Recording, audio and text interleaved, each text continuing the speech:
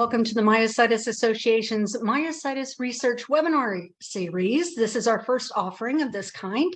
Throughout 2023, TMA will highlight several researchers and the amazing work that they do. My name is Rachel Bromley, and I am TMA's Senior Manager of Patient Education, Support, and Advocacy. And today we have the honor of speaking with Dr. Julie Paik.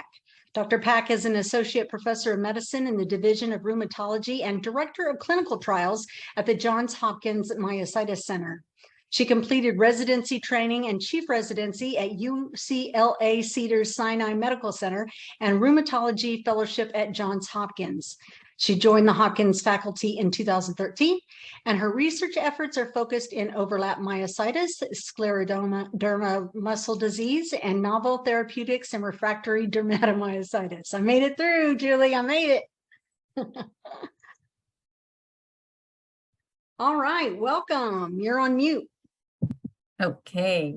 Thank you for the wonderful introduction. Of course. Thank you so much for being here. We're so excited to get a chance to talk to you and see what you've been doing and the work that you're doing. And if there's any way some people can get involved, that would be great. Yes, I'm so excited to be here. And thank you so much for coming here on a Tuesday evening. So I'm going to share my slides. Okay. Okay.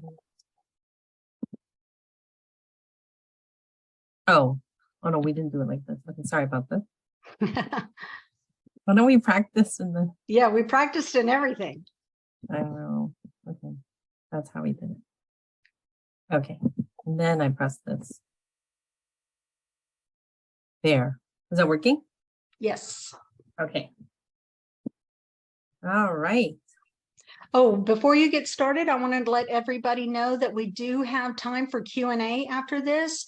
So if you have any questions for Dr. Paik, you can put it in the Q&A box at the bottom of your screen. Go ahead. Okay, great. Thank you so much for having me here. It's such an honor to be at the TMA first session of the month, or the first session of the year. And I'm really excited to give an update in the therapeutic landscape of myositis. These are my disclosures. Required copyright material slide from our Hopkins medicine. So the outline of my brief talk, this should really only take like 15 to 20 minutes, and also discuss some of the work that we've done.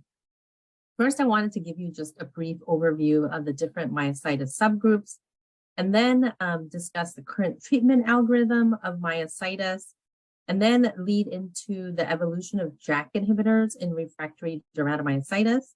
And then I will also highlight briefly some of the other promising treatments in myositis. So the four main types of myositis is dermatomyositis, immune-mediated necrotizing myopathy, polymyositis, and inclusion body myositis. As you all know, it's a disease that typically has a subacute presentation with proximal weakness. And dermatomyositis tends to be a little bit more easily diagnosed because patients can have skin manifestation and rashes. And so we really do not need to have a muscle biopsy per se. As you can see here on the left, the most common type of rash is this Gotrin's papules or Gotrin's sign. Papules meaning that you can actually feel kind of the thickness of the skin. Versus Gotrin's sign would be just, redness over the knuckles. And Gotrin's is because it was named after a German dermatologist who first noticed this kind of clinical manifestation in dermatomyositis. The heliotrope rash is very common, and as you can see here, it's named after the purple flower petals of a heliotrope flower. And that's why it looks more purple reddish over the eyelid. So these are two skin rashes that are pathognomonic for dermatomyositis. In terms of other rashes, you can actually have what we call Holster sign, or here I always like to put this picture here because it actually can look like eczema or even psoriasis, and it can mimic these other autoimmune skin conditions. And so it's important that if the diagnosis is in question, I always tell my patients, we have to do a biopsy to make sure we rule it out, other things, or even rule in dermatomyositis. And here's a picture of a muscle biopsy of a patient with dermatomyositis, where you have all these myofibers all together, these tiny ones in a fascicle. And then in the perifascicular area of the fascicle, you get myofiber atrophy. So this is really classic for dermatomyositis, or perifascicular atrophy, we say. So the next subgroup of myositis is this immune-mediated necrotizing myopathy. And this one, the classic kind of clinical presentation are patients who have a statin exposure, is one of the common ones. And the antibody that's blood test that's classically associated with this is this HMGCR. And basically what happens is the statin triggers a severe kind of necrosis or dying of the muscle fibers. But the beauty of myositis, and why I love myositis and I was so drawn to it, is that while you can see these myofibers are degenerating and necrosis and death of the fibers, they can regenerate if you treat it appropriately and aggressively enough in the beginning. So this is one of the forms of statin-triggered immune-mediated necrotizing myopathy. Now, there are other, I know Rachel mentioned, I also have a research interest in scleroderma overlap with myositis. And we've looked at a large series of our patients with both scleroderma and myositis. These patients can also have necrotic muscle fibers, just like a patient with statin exposure. So this is the other subgroup of immune-mediated necrotizing myopathy. The third one is really truly a diagnosis of exclusion. We always have constant debates in the myositis community of international experts of does it really exist or not? And I would have to say it's still kind of a debate, but a lot of the experts would say it really doesn't exist. And we're not saying that it doesn't exist completely, but what we're trying to say is that if someone is diagnosed with polymyositis, in the past, it was easily just diagnosed by any physician saying, okay, you have a little bit of weakness in the arms and legs, and your muscle enzymes, a marker of muscle inflammation, is up or elevated, so you have polymyositis. And then they would treat it with steroids. But now we know so much now that there's different subgroups like the necrotizing group. And so in reality, those previously diagnosed as polymyositis probably actually had immune-mediated necrotizing myopathy. And so this is why we are very careful about diagnosing polymyositis. And for clinical trials, in fact, the sponsor or the company, and even for investigator-initiated studies, for example, if I were to initiate a study with an idea, you know, we're very careful about including patients who have quote unquote polymyositis. We want to have biopsy that shows it, which here, this is a classic one where you have inflammatory cells here that invade the myofiber. And then, or you need to have an autoantibody. And I'm sure you guys all know about the autoantibodies, but it's a blood marker or test that we typically see in patients with myositis that can help with diagnosis and also prognosis. But truly, polymyositis is a subgroup, but it is really thought of as a disease you should think about as a diagnosis of exclusion. The fourth one is inclusion body myositis. And these patients, the presentation is typically of subacute weakness and insidious and progressive weakness. I still remember my patient who came from far away from Hawaii. And he was telling me that initially he noticed, oh, it's kind of difficult to, you know, hold his suitcase, you know, going into the airport or to the airplane. But over time, it was even harder to actually grip the suitcase. And it wasn't just about lifting overhead. So you can, and the reason for this is because in addition to the proximal muscles, like in the arm or shoulder girdle or the pelvic girdle, you can actually get distal weakness. And this patient is a patient of my colleagues, Dr. Albaida, and she was trying to, she took a picture of her kind patient to highlight how the distal muscles here in the forearms or in the hands, where you get this, you know, scalloping of the muscles because it's so thin and atrophy. And unfortunately, in inclusion body myositis, there have been multiple studies looking at immunosuppression like steroids or even IVIG or methotrexate or, you know, the long-term kind of outcomes of these patients. These medications do not work, unfortunately. But, you know, I'm not really talking about IBM here today because this is not a research focus of mine. But there are two clinical trials that has a lot of promise right now. Sirolimus is one drug, and the other one is made by Accuro, and this is going to be a multi-center clinical trial that we're really gearing up to enroll a lot of patients. So I think if you are listening and you do have inclusion body myositis, please reach out to our myositis center because we are trying to enroll these patients for this other clinical trial as well. Now, this is a colorful slide of what I was talking about of autoantibodies in our patients with myositis. And I always say it's a myositis talk is incomplete without a picture or diagram of all the different types of myositis autoantibodies. And this can be easily tested through a blood test, and you can go to Quest or LabCorp. There are different lab tests that you can go to, that could be sent away for more extensive testing. But basically, this highlights how these autoantibodies or blood test markers signify if someone has more skin disease, like MI2 or SAE, so, typically for dermatomyositis, or if someone has MDA5, they typically have dermatomyositis with skin disease, but they can have really severe lung involvement or what we call interstitial lung disease in our patients with myositis.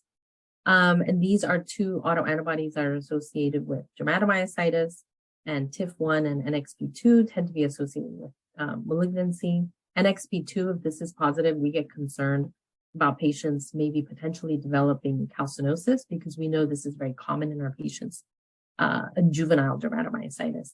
And IMNM, I have to, kind of abbreviate this because it has to fit in here, but that's a necrotizing myopathy where the SRP antibody and these two tests we can test for. So if a new patient comes to me and we know they're HMGCR positive or SRP, then I know I need to be more aggressive about treatment because like I showed you in the picture, the muscle fibers can, undergo necrosis. And if we lose that kind of time to treat it aggressively, when there's a lot of inflammation, you can lead to early damage. So we want to avoid that. But that's when I know, oh, this patient is positive for these two antibodies or one or the other, then I want to be aggressive about treating them. And then if someone has an anti-synthetase like JO1, then I'm very concerned about their lung function, and I'll be checking their lung function regularly. This is also for overlap myositis patients who have overlap scleroderma. These are some of the autoantibodies that we can look for as well. And I wanted to highlight the beauty of studying dermatomyositis, which is a keen research interest of mine, is that when I look at the patient's hands or inside the mouth, as you can see here, but the first here, this is a patient of mine, where you can actually look at their palms and then see these sores here, like ulcers, in between the creases. And this is like a kissing papule because if you did it, if you actually flex the finger, then you can see that this is kind of kissing upon each other in the flexural creases. And this is classically seen with MDA5 associated dermatomyositis. And these patients tend to have really rapidly progressive lung disease, unfortunately, and has to be treated aggressively. And then remember I showed you here the TIF1 gamma associated dermatomyositis associated with malignancy. But if I saw this ovoid palatal patch in the roof of the mouth, and so it's kind of interesting because probably a dermatologist could figure this out. And this is Dr. David Fiorentino, a very well renowned dermatologist who focuses on autoimmune skin diseases like dermatomyositis. And it was in his cohort at Stanford, he noticed that patients can have this redness, just like you see in the redness over the knuckles with dermatomyositis on the roof of the mouth. So these are very distinct cutaneous manifestations that can help diagnose a patient with dermatomyositis. Okay, so now we're going to kind of change gears and talk about the treatment paradigm of myositis. And this is all to set up the basic foundation of what I'm going to talk about of a trial that we conducted in our myositis center where I was the principal investigator. So the basic paradigm of treating myositis, it is largely expert opinion based. Unlike, patients who have rheumatoid arthritis, we do not have large numbers of patients. Dermatomyositis, myositis in general, tends to be much more rare than patients with rheumatoid arthritis. So we're not going to have thousands of patients in one study. We'll be lucky if we have several hundred in a big phase 3 study. And so if you look back to the 1990s when all of this was initially reported, or even earlier, it was all based on small series of patients. And we know that based on these smaller studies that we know in myositis in general, we always use glucocorticoids first, and we use one of these agents.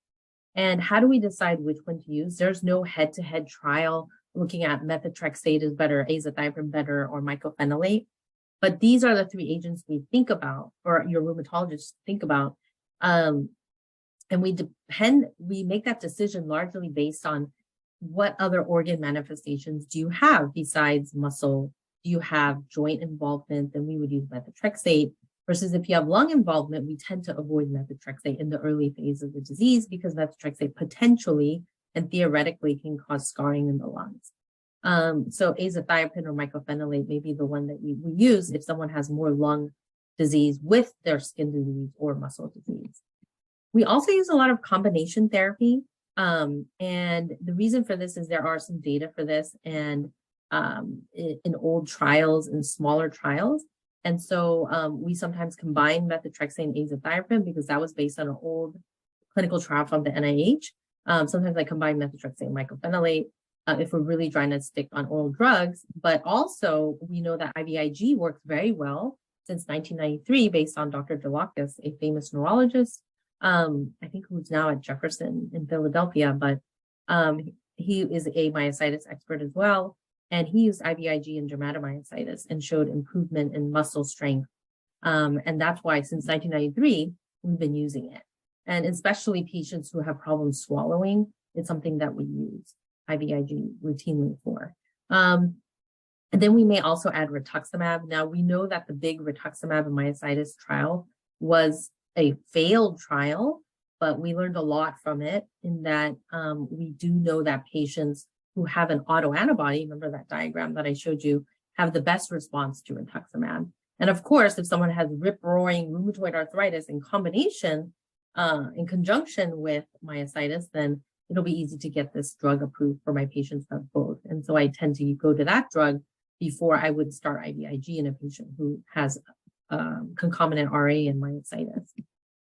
So one of the biggest developments and exciting developments has been this Proderm trial that was led by multiple investigators, but primarily spearheaded by Octagam, the company, and also Dr. Rohi Agrawal, University of Pittsburgh.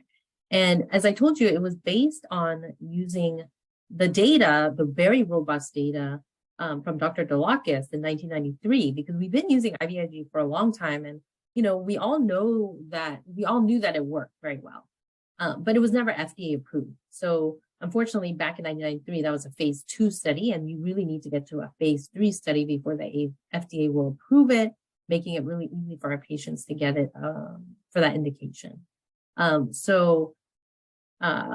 This was just published recently, I believe a couple months ago, actually, in New England Journal of Medicine. Again, congrats to Dr. Rohi Agrawal and all the investigators, where they gave patients with dermatomyositis, they gave them IVIG. It was a double-blind study, and they used this primary outcome measure of the total improvement score. And then patients who received the drug in blue had a much higher score than those who didn't. And then when everybody got the drug, even the placebo group, you can see they kind of plateau out at the same level of 55, which is a very good, very moderate response, which is a very good indicator. So based on this trial, which was a total of 95 patients. So as you can see, the FDA will approve a drug that only has 95 patients versus like in other diseases like, cardiac diseases or hypertension, high blood pressure studies. They wouldn't approve it unless you had thousands of patients. And that's because we have a rare disease. But now the FDA approved this drug as of July 2021. So if one of these drugs do not work, then you can add on IVIG, layer it on, and hopefully the patient will have a better response in terms of skin and or muscle disease together. Rituximab also works for skin, and this was based on a post-hoc analysis of the rituximab in myositis trial back in 2017, where definitely there was improvement in the skin rashes by 24 to 28 weeks after rituximab. Now, up to now, I've been talking about all the different drugs we use and have recently been FDA approved. Now I'm going to switch gears and talk about some of the other drugs that we were involved in, JAK inhibitors. But to lay the foundation of why this new drug became so exciting for us was that over the past 10 to 15 years, but mostly in the past 10 years, there have been a big development of understanding all these different pathways in myositis. And I know this is a busy slide, but there are these important cells called PDC, or plasma dendritic cells. Basically, you can think of these cells as have far-reaching effects, and they go to the sites of inflammation. And they secrete these important cytokines or markers called interferons. And these interferons go through this whole cascade of events in the cell. And then one of the important pathways that get activated in green here is JAK-STAT pathway. And then it leads to other cytokines or proteins and markers that lead to more inflammation. So it's a whole cycle. But we think, based on skin biopsies of patients with dermatomyositis, muscle biopsies of patients with dermatomyositis, blood work from patients with dermatomyositis, that every time they look at any organ, that this interferon pathway was very, very elevated.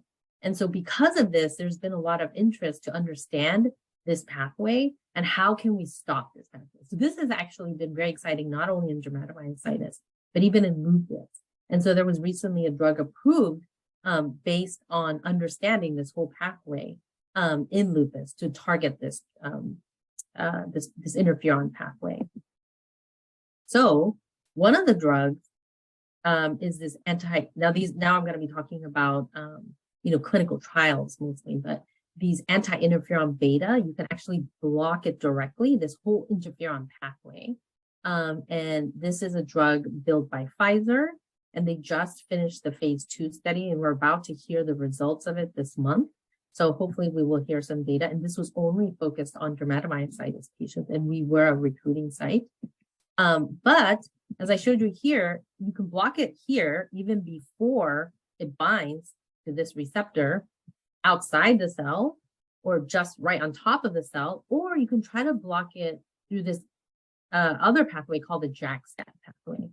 So what is the evolution of JAK inhibitors in dermatomyositis? So knowing what we know, back then, the first case report of a patient who received a JAK inhibitor was ruxolitinib in 2014. Before this, there was never any report of a patient who received JAK inhibitor that helped their dermatomyositis. And so back then, it was very exciting. But I remember this specifically because it was Christmas. You see this Christmas Day, December 25th, 2004.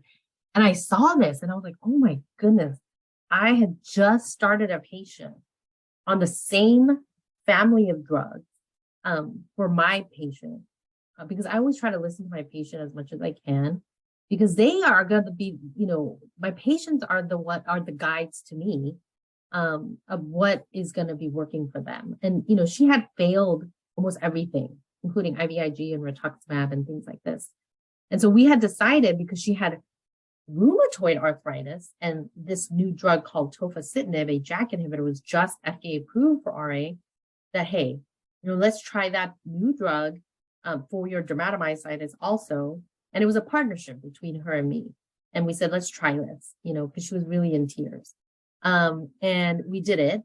And I was, it was such a striking response. And she was so happy that finally her skin disease had calmed down and she felt stronger. But I think, all good things happen at the same time, divine intervention, so to speak. Because when I knew my patient was responding and I just put that patient on, this is what came out in December of 2014. So then I finally also wrote up my patient. And at that time, as you know, Dr. Lisa Christopher Stein is a wonderful mentor and colleague of mine at the Myositis Center. And so she was also on the paper and was very supportive in me writing up this case, because it was such a striking response. And I still follow this patient to this day. So I think it's great to see that, a partnership truly led to a discovery of potentially using this kind of drug in a larger scale. So around the same time, there was another case series of patients, of 3 patients with who received this drug who also improved. But why am I telling you this and setting this up is because of this patient, right? Her response fueled my desire to take it to the next level, which meant I was going to tell the maker of this drug, we need to do a study, and because we already know it's safe because it's been used in RA. So why can't we use it in patients with dermatomyositis in a proof of concept study? And so after much courtship with Pfizer, they finally approved my study. And it was the study of tofacitinib in refractory dermatomyositis called STIR study. And we gave patients 11 milligrams of tofacitinib daily. And then the endpoint was week 12. And this was largely based on my patient, who I saw that the response happened around 8 to 12 weeks. And this is just one patient. But I told them, I know it works. We have to try. There's not enough medications for our patients. And they agreed. So they paid for this study to be done in 10 patients. So everybody got drug. And if they were already on steroids, then we tapered it off. It sounds forced, but if someone was not, it says forced because that's kind of what we put in the protocol. But if they were not doing well, we would slow down the taper also. And at baseline and week 12, we did skin biopsies and muscle MRI and research blood. And these were the key players that helped coordinate this study, because without Sherry, Doris, Regina would have never been possible. We're seeing amazing research coordinators and another physician scientist who helped do these muscle biopsies. So what did we find? Anytime you design a clinical trial, the endpoints, like what is your last endpoint, how you're going to measure, did this patient improve or not, is very important. So we use the already we say already validated outcome measure. There's a measure that incorporates how the physician is assessing the patient's response, how the patient is assessing their response, muscle enzymes, muscle strength, and then extramuscular global disease activity, meaning besides the muscle, how is the patient doing? And then the last 6th course that measure is the health assessment disability questionnaire. How disabled do they feel? So with all those measures, you get a core, a composite score, and that's called the total improvement score. And you can see of all the 10 patients, everybody was a little bit different, but you can see a lot of people, we were surprised by this, that about 4 weeks, a lot of people had some type of response and then it plateaued out. And so the total improvement score is 20 means there's minimum improvement. And this is all based on multiple studies that have been validated in myositis. And then 40 means that there's at least moderate improvement. And then 60 is like high, strong, even more improvement. So overall, the median was about 40, as you can see, if I combine all the 10 patients together. So it was a very good response. And you can see in one of the patients that the skin was raw and red, extending up to the neck and the face.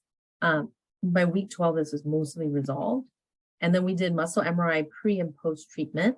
And you can see that the inflammation here decreased. You can see, let me just orient you here that this is the right thigh and then the left thigh. And this is at baseline. And then you can see anything that lights up a little bit brighter means that there's inflammation there. And since we know all these patients have dermatomyositis, we know that this inflammation is from the myositis. And there was also a little bit of subcutaneous edema, we call it. And then by week 12, this is resolved completely. This is gone. And this is also gone. And then we also did skin biopsies. And you can see at baseline, this means that there's a lot of interferon signal here of STAT1, indirectly measured STAT1. And then after 12 weeks of treatment with this drug, this is much less pronounced. And this means that that signal is diminished. in these patients. So this is showing efficacy in the skin, on the skin biopsies.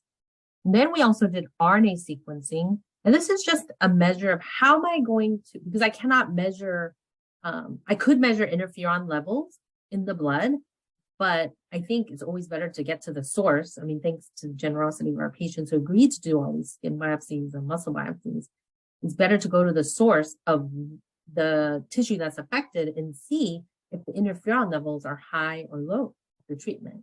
And so as you can see here, this is that one patient here, as an example, had the STAT1 signal decreased, an interferon-related signal.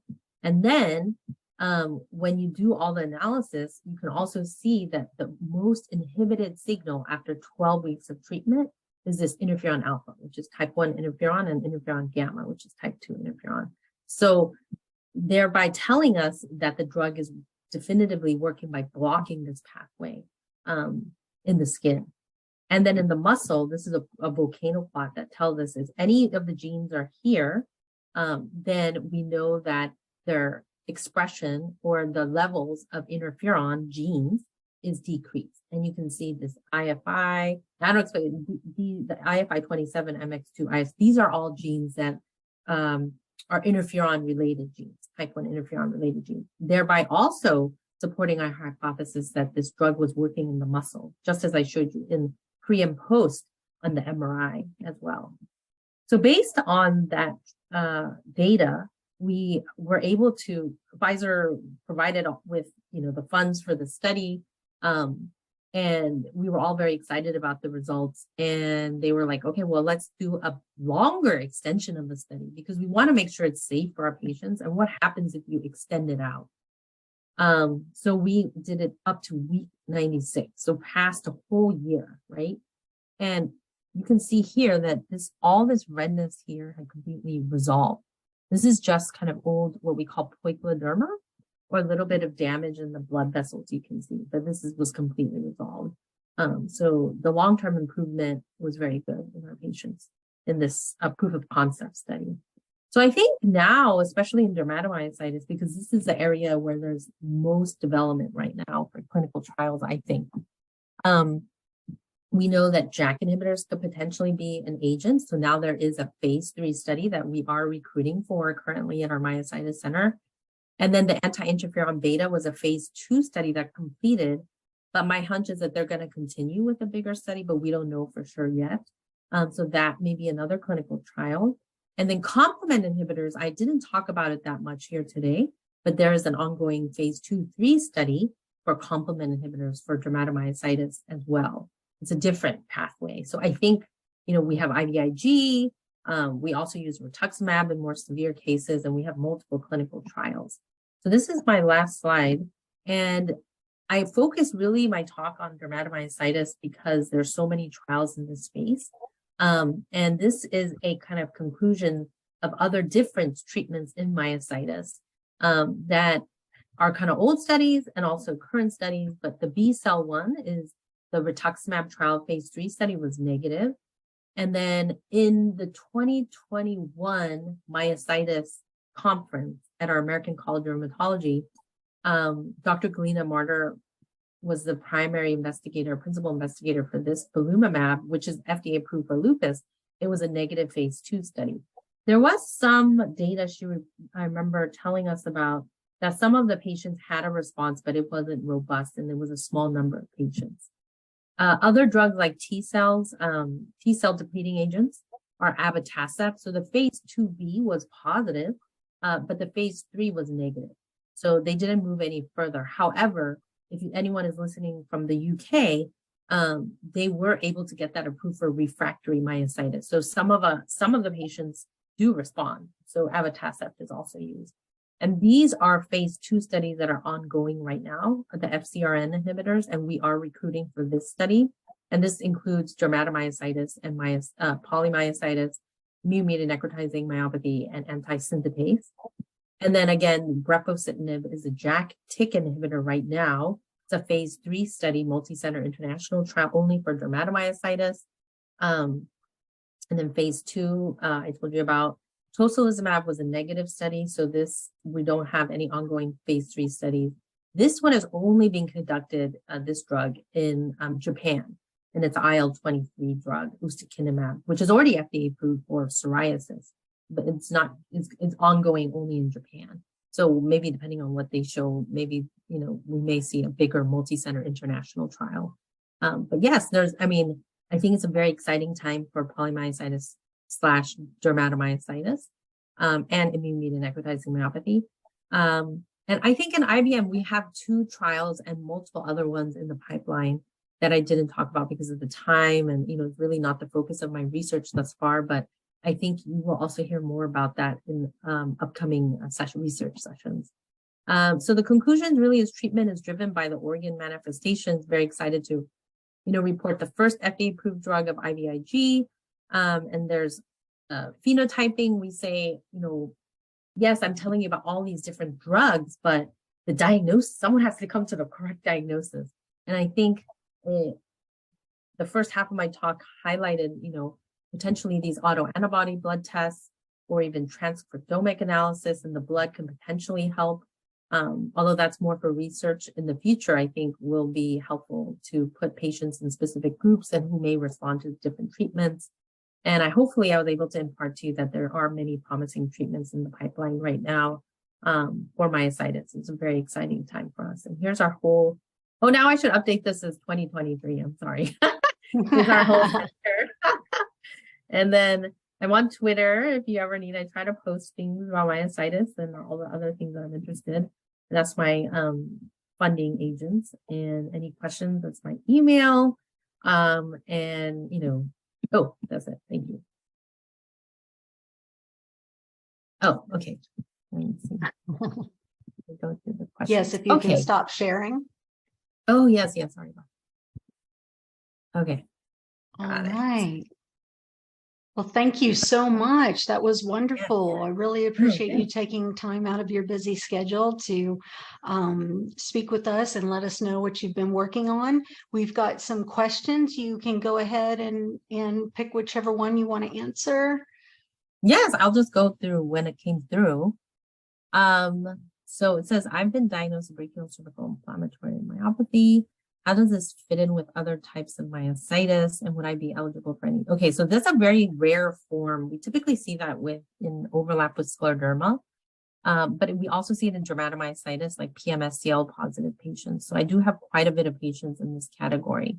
So I think this is an easy question. So the diagnosis is hard, but if you are put in the category, if you never had a rash, then you would be under, and if you do have an autoantibody, you would still be considered a patient with, you know, polymyositis with an autoantibody. Now, if you actually had dermatomyositis, then you would still be under dermatomyositis. If you have any features of scleroderma, though, all of these trials do not want, unfortunately, which I really do think is a shame, anyone with overlap scleroderma or overlap lupus, because they don't want to get confused if the scleroderma is getting better, and that's why it looks like the patient's getting better. So it really depends on your final diagnosis that your physician gave you, but you could still be eligible for the trial, any one of the trials, depending on if it's dermatopolymyositis. The next one is, I've been diagnosed with juvenile, very thankful. Oh, thank you. Thank you so much. I have a patient with juvenile dermato, and I saw him at 17, and I still follow him. And so we get lucky sometimes that we get to inherit the pediatric patient. But anyway, there is actually with juvenile dermatomyositis, the JAK inhibitor has been very efficacious in juvenile dermatomyositis as well. So a colleague of mine, Dr. Hannah Kim and Dr. Lisa Ryder, are leading studies in juvenile dermatomyositis with the JAK inhibitor named baricitinib. So there's a lot of interest in that too. I didn't talk about that, but it is an ongoing phase 2 study that you could probably find in clinicaltrials.gov. Okay, what were the 2 trial drugs being considered for IBM? Yes, so the one drug is first a investigator-initiated study out of with Dr. Marilee Needham in Australia, and we are a recruiting site. And we're not yet ready to recruit for both of these trials, but that drug is called sirolimus, SIROLIMUS. And then the other one is from Abcuro, the company. It's a long name. So I'm just going to give you the company name so you can look at ABCURO, Abcuro. But that's an infusion drug that this company makes. Dr. Steve Greenberg has led this kind of efforts, and all the myositis experts, including, for IBM, neurologists and rheumatologists, but treat IBM together, just like any other myositis. But I do think neurologists see most of the patients. Dr. Steve Greenberg is a very well-renowned neurologist working in this area, and he's really made a mission to really try to find a cure. I think most like, Dr. Tom Lloyd also at our center for IBM. And so we're really excited about this trial. We're planning to recruit many patients. I can't tell you all the details because it's not ready yet, but I know, I bet if you look up the company name, you can go to the clinicaltrials.gov. Can you please comment on the use of Prograf in dermatomyositis? Yes, so Prograf, I believe, is tacrolimus, right? So tacrolimus is a drug used for transplant. In transplant, we use really high amounts of the drug, like 5 milligrams twice a day, 10 milligrams twice a day. In dermatomyositis, we tend to use it in low doses, like 1 milligram twice a day. And then we check the trough level, like how well it's in your blood, doing in your bloodstream. We try to get to a goal of like 5. There's a number that we want to get to a goal of. But some people will say, oh, you don't need to get to a goal. It's really just how the patient is doing. The problem with this drug is there's a pro and a con of this drug. It's excellent for refractory lung disease. People have interstitial lung disease, so we use it a lot in patients who don't respond to first-line agents like mycophenolate or azathioprine. So it does work well, but the con is that it has side effects. It can raise your blood pressure, and we have to make sure you don't get toxic on the drugs as we check the trough level, and then the kidneys too. Because it goes through the kidneys, but it can work very well. Okay. Next one is, I've seen info involved in surveys offered via, but how do we get involved in one of the clinical trials? Yes. So this is a good question. We previously we need to do a better job of this. And we're trying to do, this is a very good one because we've been brainstorming about how to do this better. So right now, here's the goal. The goal is for us to, through social media, have like a link where you can, and we did have that, but it wasn't manned properly and things like this. So I think right now, the easiest way is to call us and try to get an appointment with one of us. Or the other way is to go to the TMA websites where they have all of these trials and contact the company, and the company contacts us. Or just, you can email me too. I put my email there too. But if you're already a patient of ours, it's easy because all the, we meet every month, month to every 2 weeks, and we see each other all the time. We're a good bunch. And we're trying to enroll patients in the trials all the time. So please reach out through email or phone call or anything like this. Do autoantibodies change over time, or do you perform these tests at diagnosis because they're stable? Yes. So we try to, it's really for diagnosis and we don't check it again. The only caveat would be because even in our TOFA study or the STIR study, if you look at the antibody profile, there's no change, like in my patients who responded in dermatomyositis. But in immune-mediated necrotizing myopathy, especially HMGCR, there is data that it goes up and it tracks with the CK value. So I think there is some utility in that sometimes if we have some chronic myositis patient, especially necrotizing myopathy, and they're not responding, then we check a titer level, we're like, oh, this is really high. Should we use some other drugs that potentially can help our patients? So sometimes we do use that. But other times, I would say, more than 70 to 80% of the time, or even higher, we don't. do you think tofacitinib will be approved for dermatomyositis by the FDA? So I really tried hard to do a bigger study with Pfizer after that study, but tofacitinib is now generic. And as you all know, I like working with pharmaceutical companies as a collaborator, but once a drug becomes generic, they're not going to make any money off of it. So there was not a lot of interest to move that specific drug to phase 3 or even phase 2, 3. But there is a current trial that we are recruiting for is brepocitinib. It's a JAK1 TYK1 inhibitor. And this is a multi-center international trial. And you can contact us if you're interested and you feel that you're a candidate. And I'm very excited about the trial, like any other trial, but I think that will answer our question, hopefully, to determine if JAKs once and for all work to treat dermatomyositis. Okay. Oh, is there any reason you chose to look at transcriptomic level versus Podium? At the time, we thought that was just the design of the study. So I think maybe in the future, we can kind of take it to a different level, but that was what we decided at the time. And it was easier for us to do the studies at that time that way. Okay, if IVIG helps with dysphagia, if you have dermato, maybe could it also help if you have IBM and so there is one trial, to my knowledge, that's very well done. There may be some smaller studies for IVIG and IBM. I think it showed a little bit of benefit. So I did have a patient on it, but if you look long term, it really doesn't work that well. So I think, unfortunately, I wouldn't say it's a very hopeful drug. So if someone has dysphagia with IBM, I always refer them to ENT, and they may be able to do some type of surgery or some type of intervention to improve the swallowing sometime. For the DM patient who's resistant to TMT and put on JAK, did you get FDA approval for compassionate use, and how did you get approval for insurance, especially because we'll be having to experimental? You mean my first patient, I think. So yes, my first patient, she had concomitant rheumatoid arthritis, and that's how I got it FDA approved.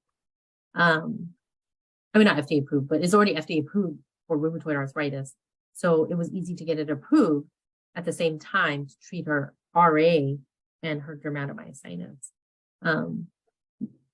So that's how we got it for the first patient. And then that led to the bigger study. And then the company in the clinical trial provided the drug for all of the patients for 96 weeks. Yeah. Well, thank you so much for joining us. We really appreciate your time and answering everybody's questions. Sure.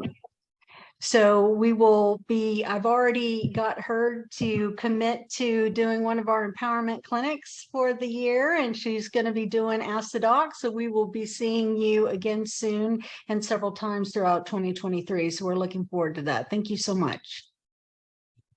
All right. Thank you so much. Have a wonderful evening.